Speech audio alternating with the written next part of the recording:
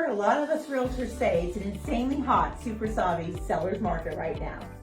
It's so crazy right now if you're selling your house. We honestly can't keep homes for sale with all the buyers that are in the market right now. We're even sometimes seeing multiple offers on homes we're selling, as well as seeing homes sell for above the listed sales price. It's extremely exciting and extremely scary at the same time if you don't know what you're doing. And listen, I totally get it. Just this week alone, we had 2 houses that went pending, and we had between 2 and 3 offers at least on each home. Hi everyone, I'm Susan Johnson, Associate Broker of Susan Johnson & Associates with eXp Realty. So how do you know which offer to choose? Is the highest offer always the best offer? Well, if you're wondering or even possibly considering selling your home, then listen in. Many sellers think the highest offer is always the one they should take. Well, the highest offer doesn't necessarily mean it's the best offer. Let me explain why.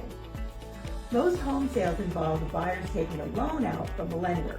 If there's a lender involved and a buyer offers you an insanely high price for your home, we need to make sure that the home will actually appraise what the contractor list price is.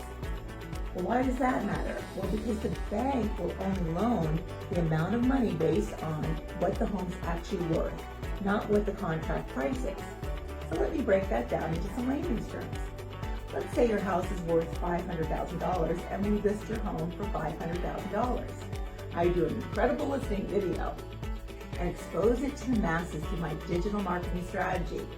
More about that later in the series, another video I'm going to do for you. We get 3 offers on it. The highest offer is $515,000. Should we take that offer? Well, let's see. Let's say the home appraised for value comes in at $500,000. The bank's only going to lend that $500,000 amount. So there's a $15,000 difference. That means the buyer's going to need to come up with that difference, or you, the seller, is going to need to come down in your price by $15,000. There's also a lot of other costs that the buyer still has to come up with, though, in order to get approved for their loan. There's closing costs, down payment. Sometimes they have to have enough money in the bank to show reserves, and then in addition come up with an additional $15,000 difference to cover the appraised value. If they don't have the necessary funds to cover all these items, they're not going to get the bank approval for their loan, and we're going to be back to square one. So how does this pertain to a seller, and what do they need to do in order to protect themselves to make sure they get their agreed upon purchase price? Well, here's one of the things I like to do. One of the best options for a seller is to counter a no appraisal contingency, meaning the buyer will have to pay the difference between the appraised value and the purchase price. And this will actually be written in a contract. However, when doing this, we have to make sure 3 things happen. Number 1, that the buyer actually has the ability to pay the difference. Number 2, that they still have enough money to qualify for their fees that are associated with the loan, such as the down payment, closing costs, and everything we talked about. And number 3, that the buyer actually understands what they're signing. Now listen, there's a lot more issues that we can be concerned about when this happens, and we could be here all day just explaining the different aspects of how this works.